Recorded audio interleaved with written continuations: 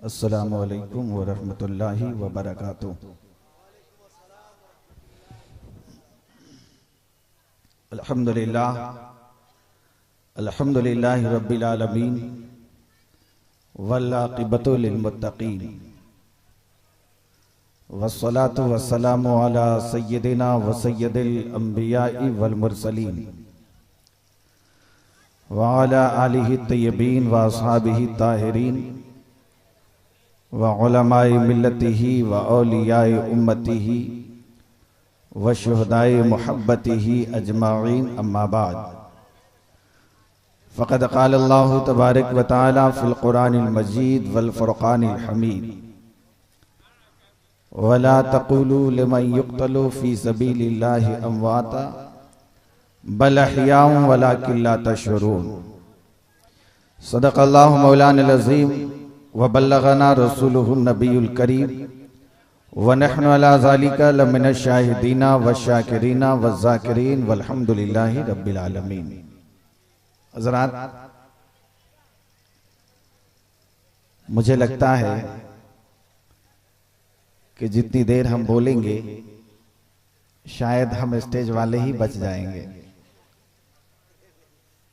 इसलिए कि जाने की रफ्तार काफी तेज हो चुकी है। मैं जानता हूं कि आपने एक खूबसूरत खिताब गाजी मिल्लत हजरत अल्लामा मौलाना गुलाम रसूल बलियावी साहब से समाअत कर ली है, लेकिन ये आपको जानकर खुशी होगी कि मेरे बाद भी ये खूबसूरत खिताब हजरत अल्लामा मौलाना सलीम अख्तर बिलाली साहब क़िबला मद्दज़िल्लहु आली की तकरीर समाअत फरमानी है। बड़ी अच्छी तकरीर और बहुत खूबसूरत खिताब उनका होता है। ये अफरा तफरी का जो कुछ माहौल बन गया है, अगर और भी किसी आदमी को जाना हो तो चले जाइए, हमको कोई एतराज नहीं है, लेकिन जो कुर्सियां खाली हैं, हमारा आने वाला खतीब जो अभी आने वाला है, उनकी हौसला अफजाई के लिए ये शिकायत न रहे कि चकबंगरा वालों ने किस तरह से हमारा इस्तकबाल किया। मैं बहुत खुश था। शाम मगरिब के नमाज मैंने आपके दयारे मोहब्बत में पढ़ी। लोग कहें कि पूरी रात यहाँ लोग रहते हैं, हम देख रहे हैं कि कितनी देर तक आप लोग रहते हैं। बहरहाल मैं सिर्फ एक गुजारिश करना ये चाहता हूँ कि मुझे जितने लोग हैं वो आगे तशरीफ ले आइए। मैं इतने ही लोगों को सुनाऊंगा, इसलिए कि जब सुनने वाला इंसान होता है तो सुनाने में मजा आता है। मैं एक गुजारिश, चूंकि मैं आपका मेहमान हूं और आप हमारे मेजबान हैं, इसलिए आप किसी तरह की कोई तकलीफ महसूस न करें।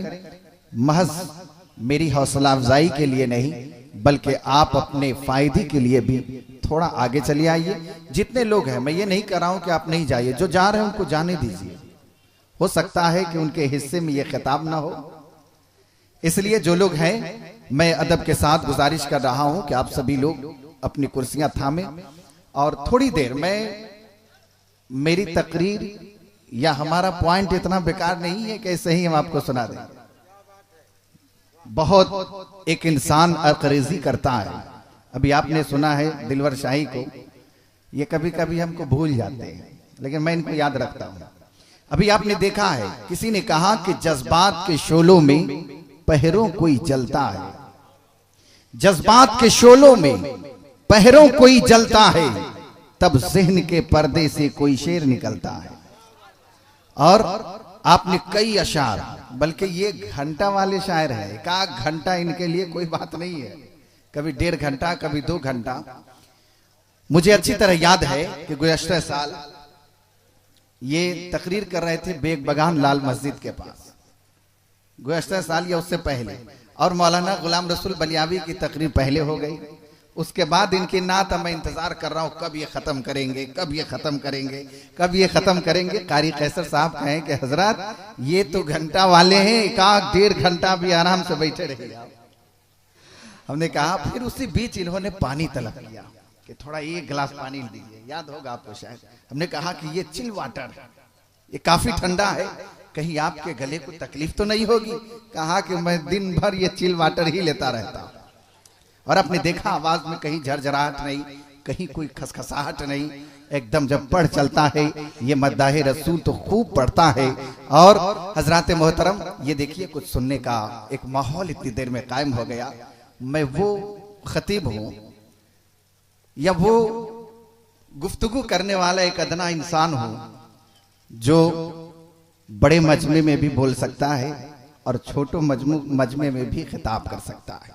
हजरात, मैंने कुरान मुकद्दस की जिस आयत करीमा की तिलावत की है, इस उन्वान पर कुछ रोशनी डालूं, कुछ गुफ्तगू करूं। इससे कबल और पेशतर हम सभी मिलकर निहायत अदब एहतराम के साथ गुंबद खजरा में आराम फरमाने वाले आका, लंबे लंबे हाथों से भीख देने वाले दाता, गिरतों को थामने वाले सरकार, हम गरीबों के गमगुसार, शफी रोज़े शुमार, बेकरार दिलों के करार, सैयदी मक्की मदनी ताजदार जनाब अहमद मुज्तबा मोहम्मद मुस्तफ़ा सल्लल्लाहु तआला अलैहि वसल्लम की बारगाहे आलिया में हदिये दुरूद पाक पेश करें और जी लगा के पढ़ें। अल्लाहुम्मा सल्ली अला सय्यदना मौलाना मोहम्मदिन बारिक वसल्लम सल्लु अलैहि सलातम व सलाम अलैका या रसूल अल्लाह सल्लल्लाहु तआला अलैहि वसल्लम। हजरात, एक बात गौर से समाप्त करें। जितनी देर हम कहें आप मेरी बातों को सुने और जितना सुभान अल्लाह कहना होगा फिर दिलवर शाही आने वाले, इसलिए कि आपको कुछ थकन से महसूस हो रही होगी। एकदम संजीदगी के साथ बहुत अच्छा अगर कुछ लगे तो सुभान अल्लाह कह दीजिएगा। हजरात, मैं ये नहीं कहना चाहता कि आप सुनने में कोई इस तरह का माहौल बनाए कि जहन में बात आपकी सुमो ना पाए। मैं दिलवर साहब, ये देखिए इस ताल्लुक से एक शेर है, 2-3 शेर। ये कैसा मुअम्मा है, ये कैसी कहानी है, ये कैसा मुअम्मा है, ये कैसी कहानी है, प्यासे हैं नबी वाले और सामने पानी है। ये कैसा मुअम्मा है, ये कैसी कहानी है, प्यासे हैं नबी वाले और सामने पानी है। दरिया से सदा आई, दरिया से सदा आई, अब्बास चले आओ, बेताब तेरी खातिर मौजों की रवानी है। बेताब तेरी खातिर मौजों की रवानी है। एक ज़रबे यदुल्लाही, एक सजदे शब्बीरी, एक ज़रबे यदुल्लाही, एक सजदे शब्बीरी। इन्हीं 2 जुमलों में करबल की कहानी है। इन्हीं 2 जुमलों में करबल की कहानी है। और हजरात, मक्ते में बड़े खूबसूरत अंदाज में शायर ने कहा है कि ताजा है मुहिब अब तक वो खून शहीदों का। ताजा है मुहिब अब तक वो खून शहीदों का। ये दास्ता माना के करबल की पुरानी है। ये दास्ता माना के करबल की पुरानी है। हजरात, आज जिस बाबरकत महफिल में हमारी और आपकी शिरकत हो रही है, यकीन जानिए ये वो महफिल है जो हर साल मुनक्किद होती है। मैं आपको एक तारीखी हकीकत की तरफ ले जाना चाहता हूं। कुरान अल्लाह की किताब है, कुरान आसमानी किताब है। उस किताब को पढ़ने में और दुनिया की किताबों के पढ़ने में क्या डिफरेंस है? दुनिया की किताबों का यह तरीका है और दुनिया की किताबों के पढ़ने वालों का यह तरीका है कि एक मर्तबा किसी किताब को पढ़ लो तबीयत भर जाती है। अगर तबीयत न भरी तो 2 मर्तबा पढ़ लो, 3 मर्तबा पढ़ लो, 10 मर्तबा से ज्यादा तिलावत कोई नहीं कर सकता। और 10 के बाद उसकी तबीयत माइल नहीं होती है कि इस किताब को पढ़ा जाए। लेकिन कुर्बान जाओ कुरान जैसी किताब पर कि जिसे अल्लाह रब्बुल इज्जत ने नाजिल फरमाया, कहा कि इस किताब को जितना पढ़ते जाओ उतने ही तुम्हें मजा आता जाएगा। जिस कदर तिलावत करते जाओ और ज्यादा डूबते चले जाओगे। एक पारा पढ़ लिया है तो मन करता है एक पारा और तिलावत कर लूं। एक पारा अगर पढ़ लिया है मन करता है कि दूसरे पारे की तिलावत भी कर लूं। ये वो किताब है जिसके अंदर जितना पढ़ते जाओ उतना ही तुम्हें पढ़ने का मजा आता रहता है।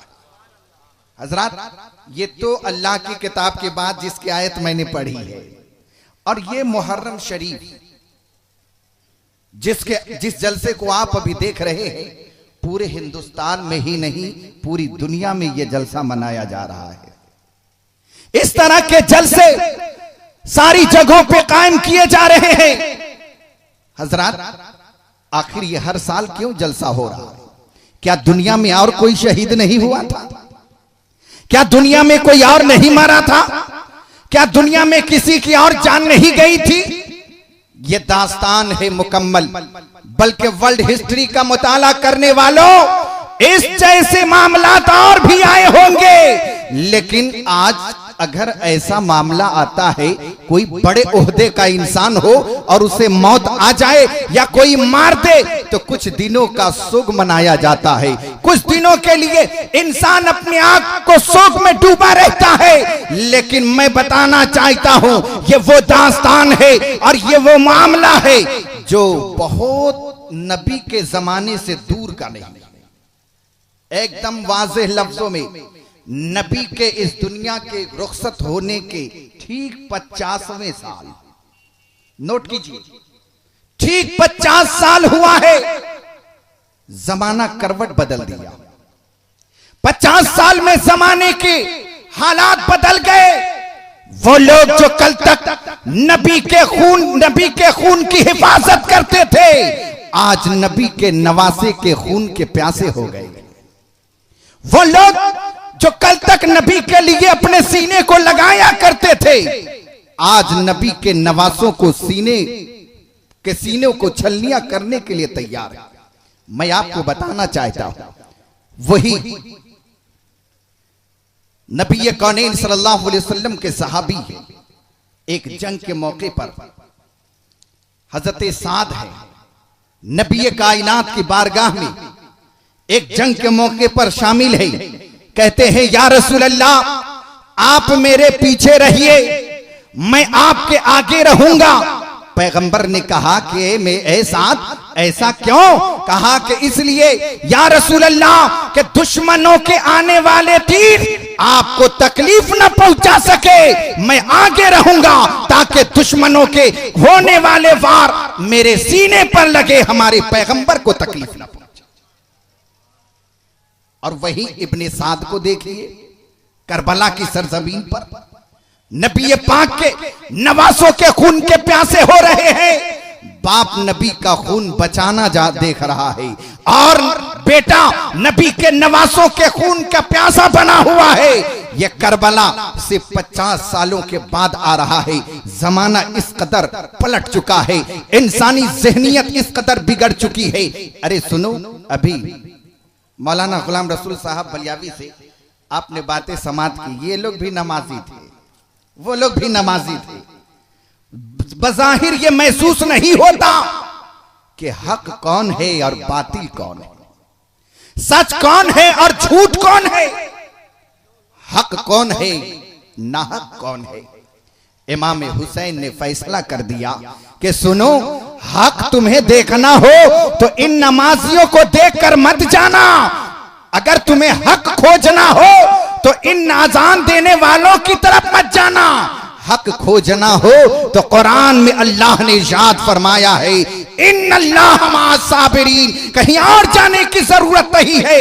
इन अजानों को देखकर दीवाना मत हो जाना, एक बड़ी जमात को देखकर दीवाने मत बन जाना।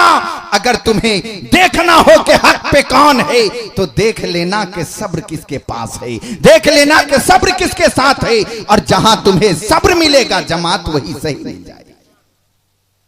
हजरत, हम आपको तारीख की तरफ लाना चाहते हैं। नबी कायनात सल्लल्लाहु ताला अलैहि वसल्लम के विसाले जाहिर के बाद हजरत अबू बकर सिद्दीक खलीफा मुंतखब हुए। खुद ही नहीं बैठ गए, इंतखाबी तौर पर। मैं आपको तारीख की हकीकत दिखाना चाहता हूं। इंतखाब हुआ, इस जगह पर कौन रखा जाए और इस मसनद को कौन संभालेगा। इंतखाब हुआ, इंतखाबी तौर पर हजरत अबू बकर चुनकर आ गए। और जानते हैं 2 साल 2 महीने और चंद दिनों किताबों में आता है कि हजरत अबू बकर सिद्दीक ने मसनदे खिलाफत को संभाला। अब चलिए, सन 13 हिजरी के जमाने में इस दुनिया इंसानियत से वो भी रूपोश हो गए। हजरत उमर का दौर आया। हजरत उमर 13 से लेकर 23 के जमाने तक खिलाफत के जमाने को संभालते रहे। और सन 23 हिजरी से लेकर और सन 35 हिजरी तक हजरत उस्मान गनी उस मसनदे खिलाफत पे विराजमान रहे। मैं बताना चाहता हूं, और उसके फौरन बाद हजरत अली मुर्तजा सन 35 हिजरी में उस मसनदे खिलाफत पे फायज होते हैं। और 40 साल तक ये मामला चलता है, यानी हिजरत के 40वें साल तक। अब जब 40 साल के जमाने को आपने देखा तो हजरत अली मुर्तजा की शहादत के बाद एक ऐसा मामला आया, अजीब सी उथल पुथल का के मामला थे। इंसान हर तरह से लरज़ा था। ऐसे माहौल में हजरत इमाम हुसैन को, हजरत इमाम हसन को यह जिम्मेदारी दी जाती है। कुछ दिनों इस मामलात को उन्होंने संभाला, लेकिन अभी कहा जाए कि कम उम्री का जमाना था। जिस जमाने में आमतौर पर अरब के मामलात में और अरब की सल्तनत और हुकूमतों में ऐसे लोग शामिल नहीं किए जाते थे। 6 महीना करीबन संभालने के बाद उन्होंने चंद शराइत के साथ हजरत अमीर माविया को यह खिलाफत दे दी और कहा कि हुजूर, यह आपको दी जा रही है खिलाफत इन शराइतों के बिना पर। और ये जब सन 40 हिजरी में मसनदे खिलाफत पे विराजमान हुए तो 40 हिजरी से लेकर 60 हिजरी तक उन्होंने निभाया। 20 सालों के जमाने की खिलाफत उन्होंने खूबसूरती के साथ निभाई। लेकिन ये सारे मामलात जो आप देख रहे हैं, ये सारे मामलात इंतखाबी तौर पर आ रहे थे। हजरत इमाम हसन ने उन्हें अपनी मर्जी से खिलाफत दे दिया था। उन्होंने चंद शराइत के बाद उन्हें खिलाफत दी थी। और जैसे ही 60 साल का जमाना आया, अब एक अजीब सी कैफियत आ गई है। तारीख कहती है कि हजरत अमीर माविया ने इस मामले को इस हिसाब से किया कि वो काम जो इंतखाबी तौर पर आ रहा था, हजरत अमीर माविया ने अपने बेटे यजीद को डायरेक्टली ये काम दे दिया और ये खिलाफत दे दी। यहीं से मामला अलग थलग हो गया। और क्यों न होता, इसलिए कि सारे मामला जो पहले थे वह सब इंतखाबी तौर पर चुनकर आया करते थे। लेकिन अमीर माविया के आखिरी दौर में इस काम को मौरूसी बना दिया गया। मैं ये नहीं कहता कि यह काम गलत है, इसलिए कि तारीख कहती है कि गलत है। मैं नहीं कहता कि गलत है, इसलिए कि हमारे पैगंबर ने फरमाया, अस्हाबी कन्नुजूम बिअय्यहिम इक्तदैतुम इह्तदैतुम। हमारे सहाबा सितारों की तरह है। अरे तुम किसी एक की पैरवी करते रहो, तुम कामयाब हो। मैं आपसे पूछना चाहता हूं, बड़े जिम्मेदार लोग ही बच गए हैं और जो ज्यादा जिम्मेदार थे वो अपने घर की जिम्मेदारी संभालने चले गए,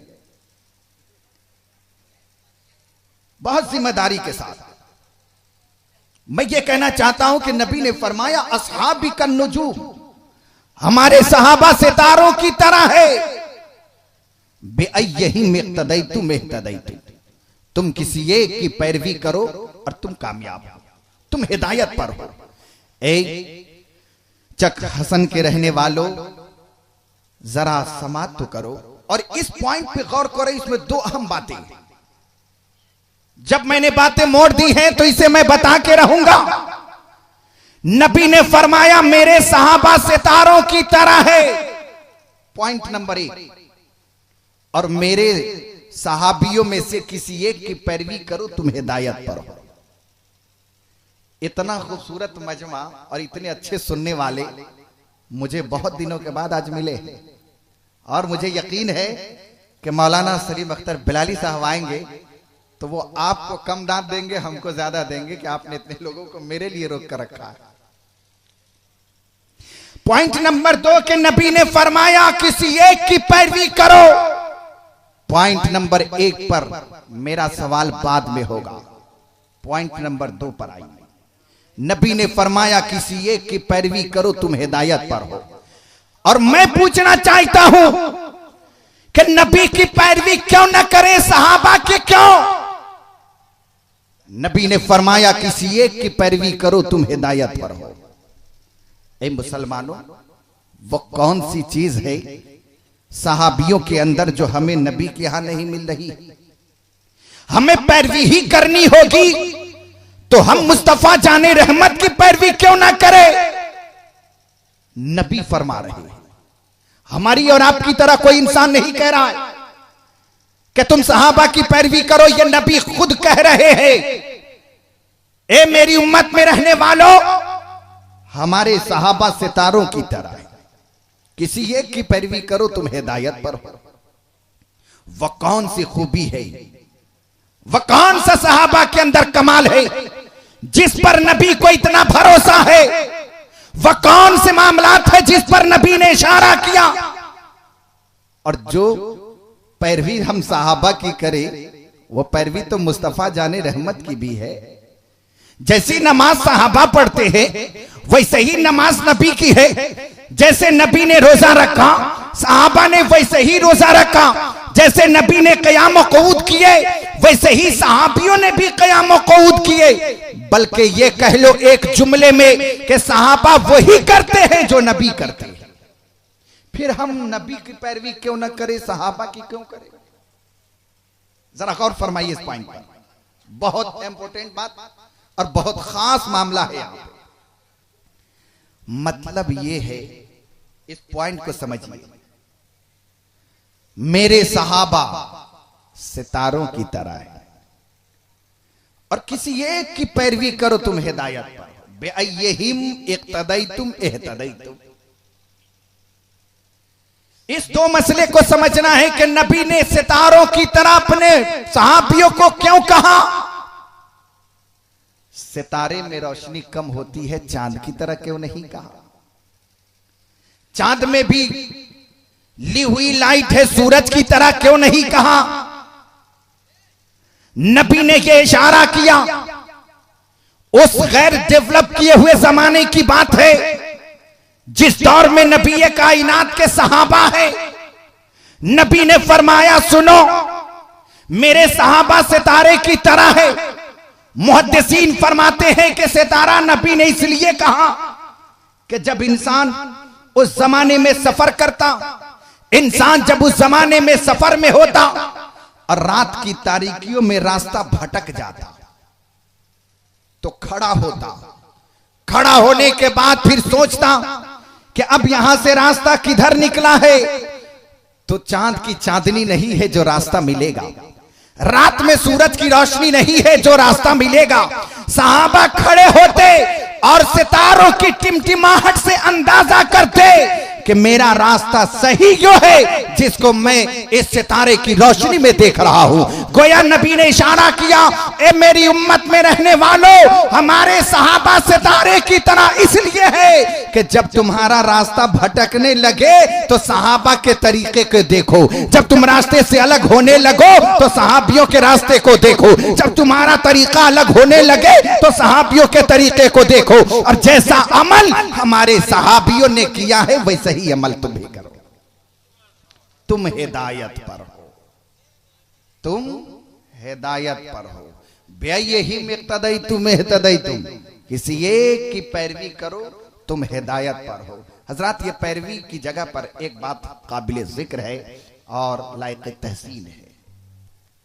नबी ने फरमाया किसी एक की पैरवी करो उसमें एक खास इशारा था, जो नबी के यहाँ है वो सहाबा के यहाँ है, जो सहाबा के पास है वो नबी से लिया हुआ है। आखिर फिर नबी ने इनकी पैरवी के बारे में क्यों कहा? कौन सा इनके यहां इजाफा है? कमी तो हम नहीं कह सकते, कौन सा इजाफा है? मैंने सहाबा की जिंदगी को जब पढ़ना शुरू किया, वो सारी चीजें हमने देखी जो नबी के यहां है, लेकिन उससे बढ़कर एक कमाल सहाबाए किराम के यहां देखा। और वो क्या था? सहाबियों का नबी से मोहब्बत करना। सहाबा ने नबी से जो मोहब्बत की, पैरवी से मुराद ये है, नबी ने फरमा दिया गोया बंद जुमलों में, मेरी उम्मत में रहने वालों, जैसी मोहब्बत हमारे सहाबा मुझसे करते हैं, वैसे ही पैगंबर से तुम भी मोहब्बत करो, तुम कामयाब हो जाओ।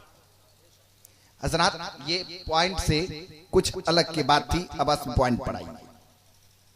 कुरान की आयत करीमा मैंने पढ़ी है, वला तक़ूलू लिमन युक़्तलू फी सबीलिल्लाहि अमवात बल अहयाउन वलाकिन ला तशऊरून। यह आपकी सुनी हुई आयत करीमा है, समझी हुई है और मालूम करदा है। जरा गौर फरमाइए, उसको टुकड़े करके। अल्लाह, खबरदार, होशियार, जब कहीं कोई डेंजर मैटर होता है तो सावधान, होशियार कह दिया जाता है।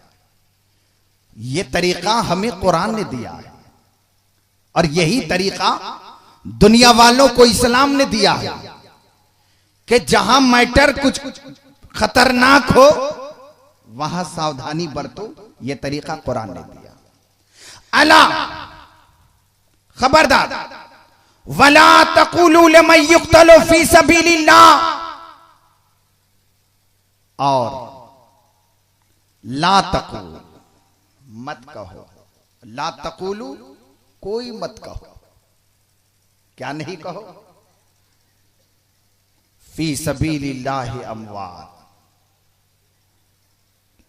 तुम उन्हें मुर्दा न कहो जो अल्लाह के रास्ते में कत्ल किया गया हो।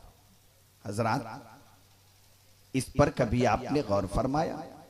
वला तक़ूल लिमन युक़्तलू फी सबीलिल्लाह, तुम मत कहो उसे मुर्दा जो अल्लाह के रास्ते में शहीद किया जाए।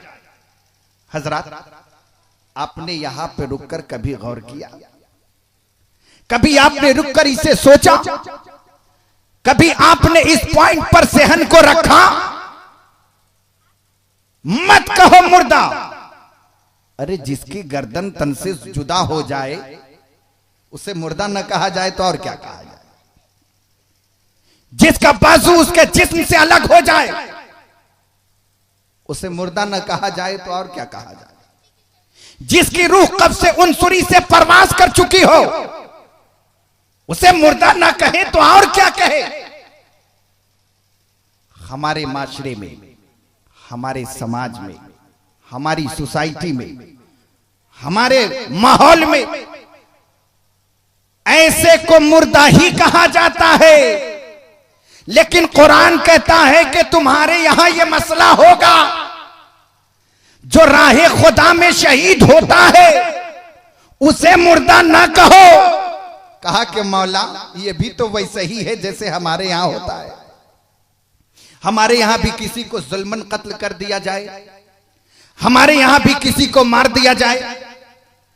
कोई इंसान अपने घरेलू मामलात में मार देता है, कोई इंसान पैसे के लिए मार देता है, और बहुत से मामलात ऐसे शबो रोज देखने को मिलते हैं। मैं पूछना चाहता हूं कि ऐसे को मौला हम क्या कहे? हमारे समाज में, हमारी सोसाइटी में ऐसे को मुर्दा कहा जाता है। कुरान कहता है कि उसे मुर्दा न कहो जो अल्लाह की राह में शहीद किया गया हो। अब जरा इस पर एक नजर और डालिए कि मौला हम उसे क्या कहे, मुर्दा न कहे तो और क्या कहे। अगर वो मुर्दा नहीं तो जिंदा कैसे है? हमारे यहाँ जिंदा वो होता है जो चलता है, जिंदा वो होता है जो बोलता है, जिंदा वो होता है जो कलाम करता है, जिंदा वो होता है जो दर्सो तदरीस का काम अंजाम देता है, जिंदा वो होता है जो हमारे अच्छे और बुरे कामों में मदद करता है, जो अच्छा वो है जो हमें अच्छे कामों का हुक्म देता है, बुरे कामों से हमें रोकता है। मौला हमारे यहाँ जिंदा इसे कहते हैं। अगर ये जिंदा है तो हमारे साथ बात क्यों नहीं करता? अगर ये जिंदा है तो हमारे साथ क्यों नहीं चलता? अगर ये जिंदा है तो हमारे साथ क्यों नहीं उठता बैठता? तो अब कुरान की अगली बात इस बात को वाज़े करती है, ए ईमान वाले बंदो, अल्लाह ने इसे वाज़े कर दिया है कि तुम इनकी जिंदगी को नहीं समझ पाओगे। वला किल्ला तशुरून, ये जिंदा है लेकिन तुम इनकी जिंदगी को समझ लो, इसका तुम्हें शऊर नहीं।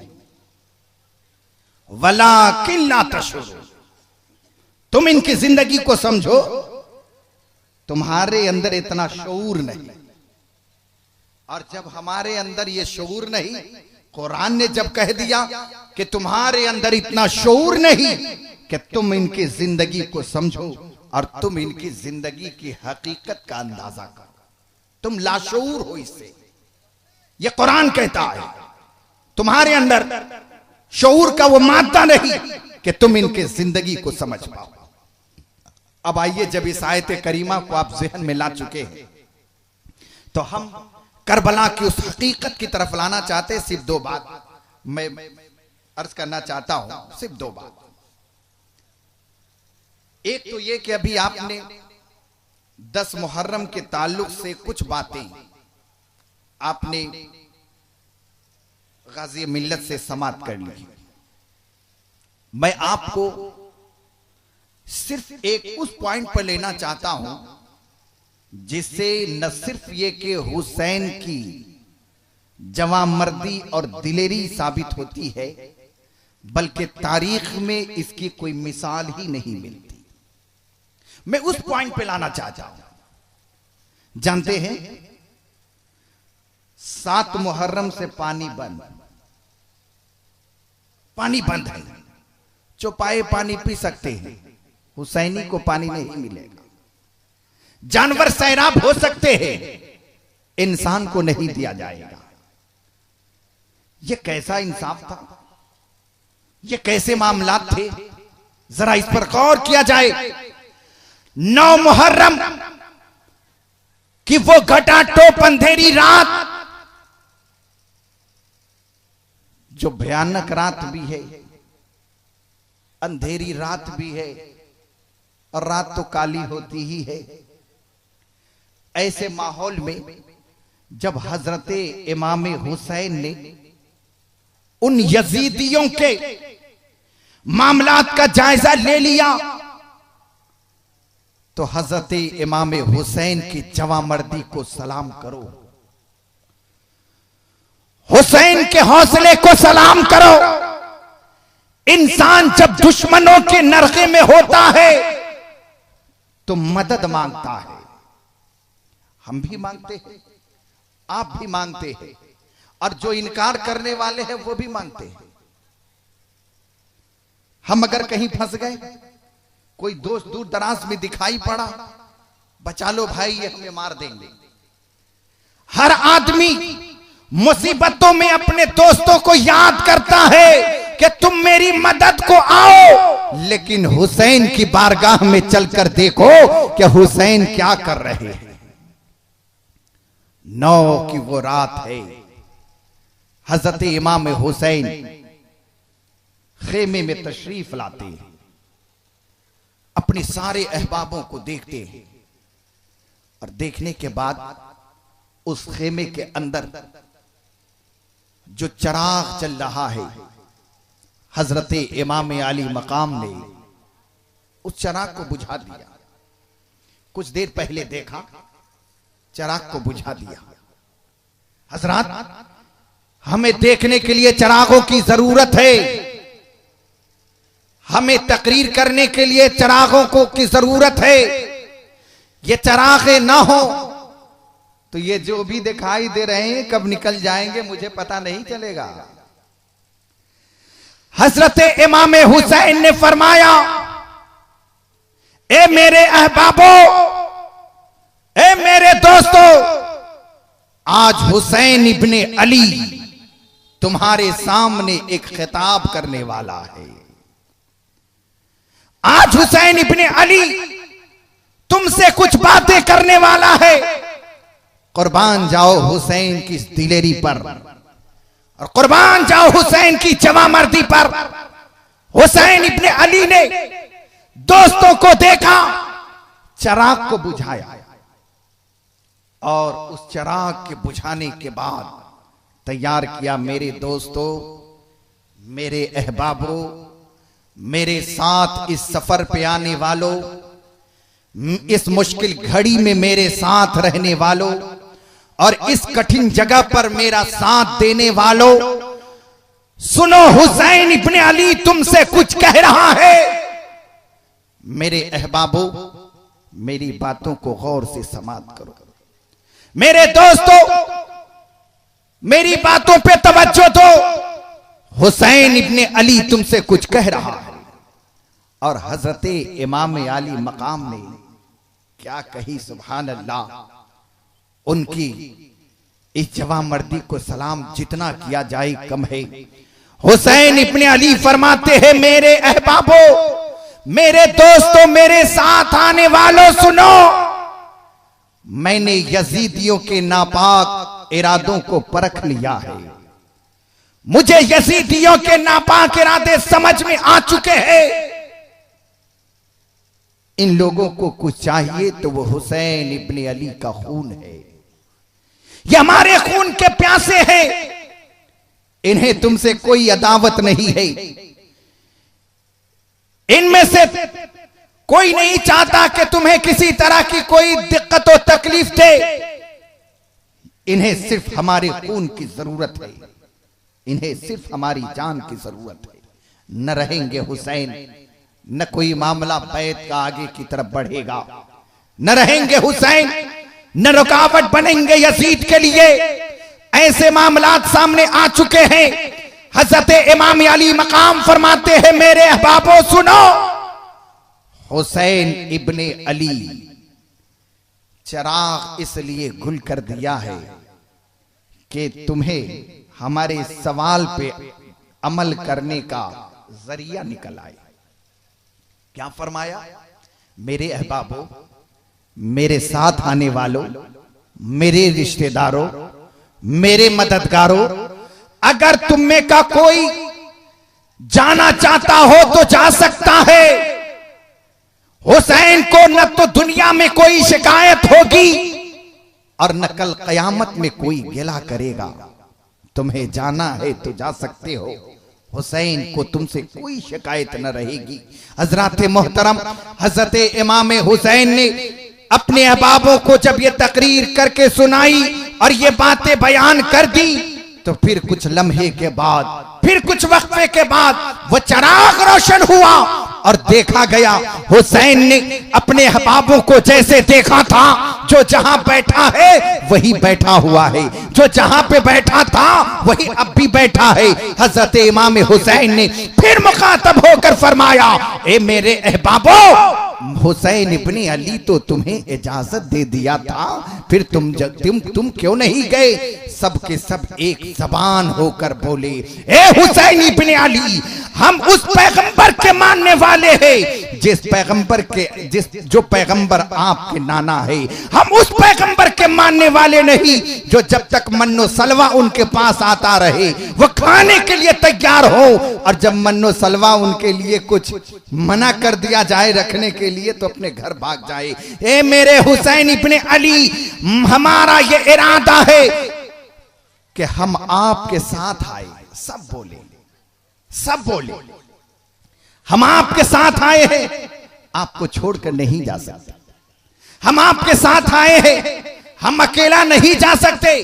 हुसैन इब्ने अली ने फरमाया, ए मेरे अहबाबों सुनो, इन्हें दुश्मनी है तो मुझसे है, इन्हें कुछ चाहिए तो हमारी जान है। तुमसे इनके कोई मामला नहीं है, तुम्हें अब भी हुसैन इजाजत देता है, जा सकते हो। ये कौन कहता है? ये दुश्मनों के जो नरगे में घिरा हुआ है, जो दुश्मनों के करीब में है, वो इस तरह से गुफ्तगू कर रहा है, मेरे दोस्तों तुम जा सकते हो, मेरे साथियों तुम जा सकते हो, मेरे अहबाबों तुम जा सकते हो, लेकिन कुर्बान जाओ उन अहबाबों पर जो अहबाब कहते हैं कि हम आपके साथ आए हैं, तो जिसमें जब तक खून का एक एक कतरा होगा, हुसैन हम आपके साथ रहेंगे और आपका साथ देते हुए नजर आएंगे। हम भागने वाले नहीं है, हम तो आपका साथ निभाने वाले हैं और आपके साथ ही हम यहां से रवाना हो। मेरे बुजुर्ग और दोस्तों, जरा आपने इस पहलू पे गौर किया कि हुसैन की दिलेरी कैसी, हुसैन की जवामर्दी कैसी, और हुसैन दुश्मनों के नरगे में रहकर भी अपने आप में हिम्मत के साथ, इस्तिकामत के साथ और पूरी जवामर्दी के साथ अपने अहबाबों से कलाम फरमा रहे हैं। अब आइए, ये एक बात हमने बयान की, अब दूसरे पॉइंट की तरफ हम ये लाना चाहते हैं। चूंकि 10 मुहर्रम के ताल्लुक से अभी आपने बड़ी सारी बातें गाज़े मिल्लत से समाअत फरमा ली है, मैं उसके बाद का बस सिर्फ एक मंजर जिस पर मैं कहता हूं, ये मेरा पर्सनली दावा है कि 10 मुहर्रम को ये करबला का मार्का खत्म नहीं हुआ। जिस हिसाब से मैंने करबला को पढ़ा है, मुझे नहीं लगता कि 10 को करबला की जंग खत्म हो गई। आप कहेंगे कि हजरत आज तक तो यही सुनते आए हैं कि 10 को मामला खत्म हो गया, 10 को मामला खत्म हो गया। जी हाँ, 10 को जो लड़ाई खत्म हुई वो तीरों तलवार की लड़ाई थी, लेकिन जैसे ही ये लड़ाई खत्म हुई, वैसे ही जबान की लड़ाई और वैसे ही कुव्वते गोयाई की लड़ाई, वहीं पर कलमात की लड़ाई शुरू हो रही है।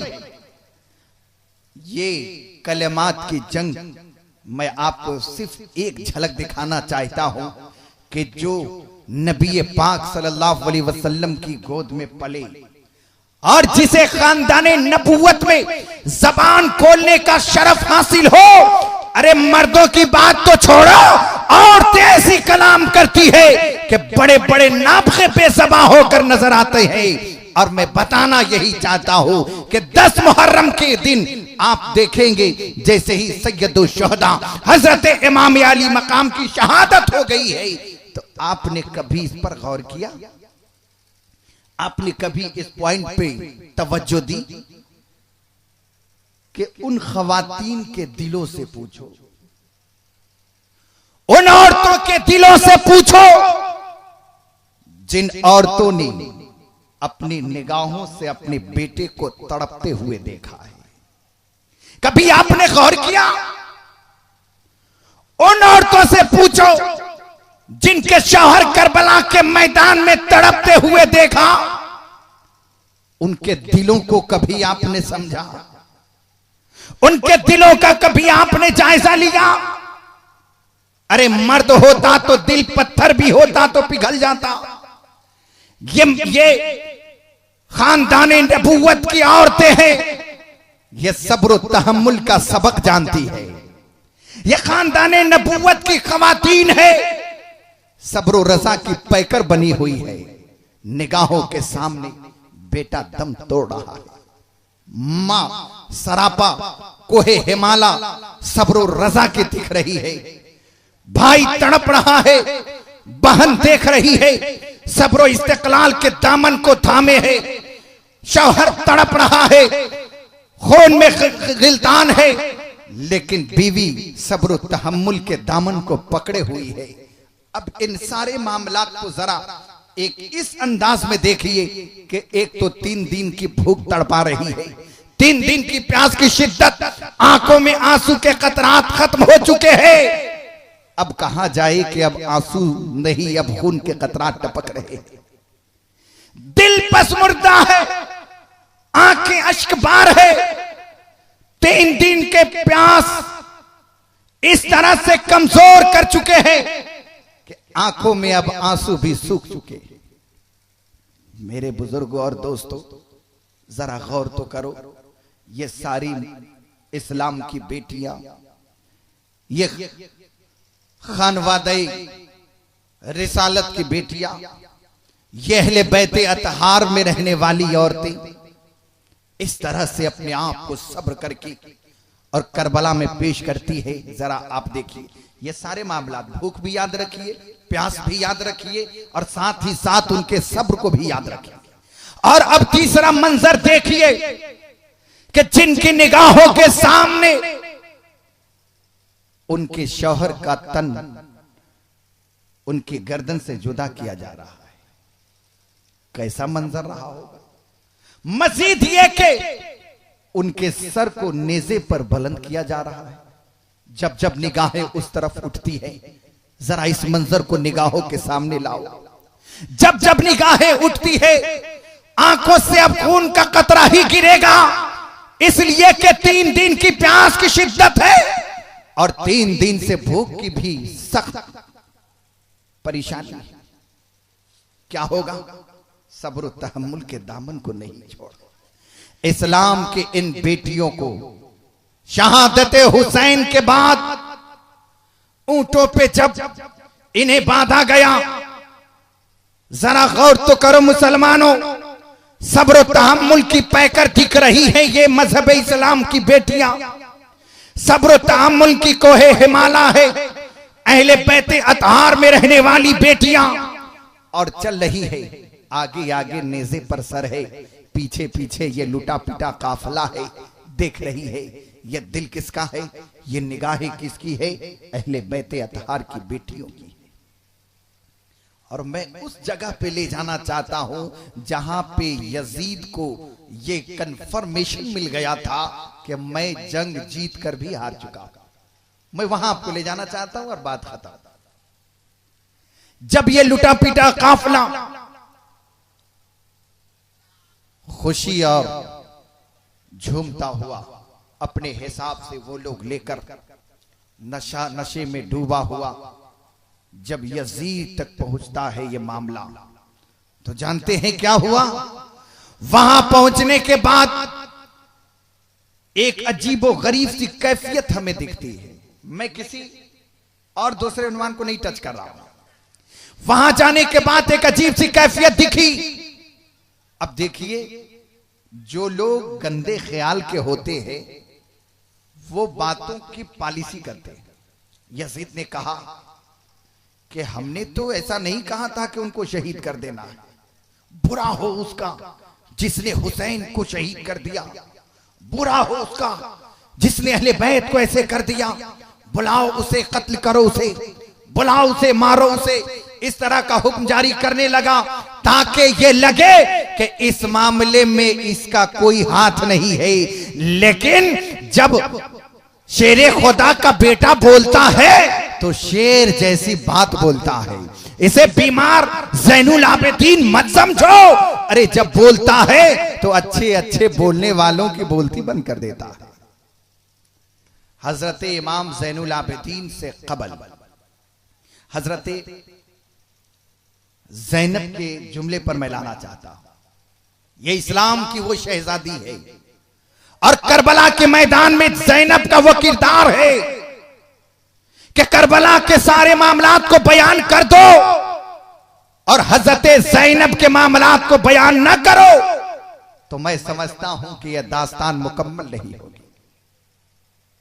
हजरत ज़ैनब डायरेक्ट यजीद की आंखों में आंखें डालकर बोलती है, ए यजीद तू झूठा है। दरबार में लोग खड़े हैं।